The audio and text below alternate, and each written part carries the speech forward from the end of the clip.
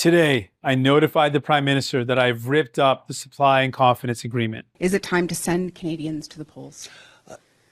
We're here today because we're delivering on school lunches and school food for thousands of kids across the province, and we're making investments that are going to be helping hundreds of thousands of kids across the country. I'll let others focus on politics, but I will point out that I really hope the NDP stays focused on how we can deliver for Canadians, as we have over the past years, rather than focusing on politics. This fall, we're going to be moving forward on making sure that nobody has to choose between paying for groceries or rent or paying for much-needed insulin. Pharmacare is going to become a reality as we work on that in the House, and I hope the NDP stays focused on that. As a government, we're going to stay focused on delivering for Canadians at a time where people need that. We have, and the Bank of Canada announcement today underscored that, we have the strongest fiscal position of any country in the G7 right now. Have you had an opportunity to think about what your fall will look like now? Will it be just a regular return to the House of Commons, or do you now have to start thinking about maybe calling an election before something happens? I am not focused on politics. I'll let other parties focus on politics. I'm focused on actually delivering the things that Canadians told me this summer they need. But with that said, you have to focus on politics at some point. When you look at what you're doing, the announcement today, for example, the Bank of Canada rate dropping, it would seem like these would be positive signs that maybe you would want to go to the polls with. So when do you start thinking politically? Delivering for Canadians is at the heart of what politics is supposed to be about.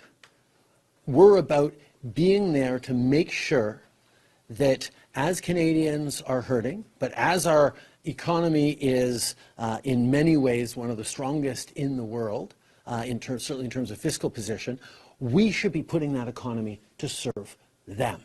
That's why we stepped up with $10 a day childcare. That's why we've stepped up with dental care. That's why we're continuing to fight for pharmacare. This is why we're drawing in investment from around the world at levels that nobody's ever seen. We're up 60% in foreign direct investment. Last year, we were the #1 country per capita among advanced economies in the G20 for companies wanting to invest in Canada. There is opportunity in Canada that we cannot let slide. That's what we're focused on.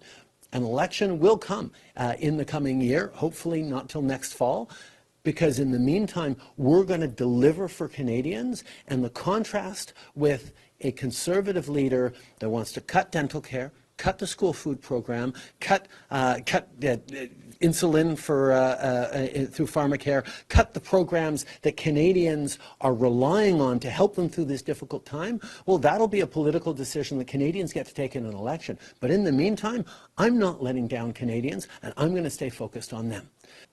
I think Canadians are beginning to realize that Pierre Poilievre is wrong when he says he doesn't want to invest in food for kids at school.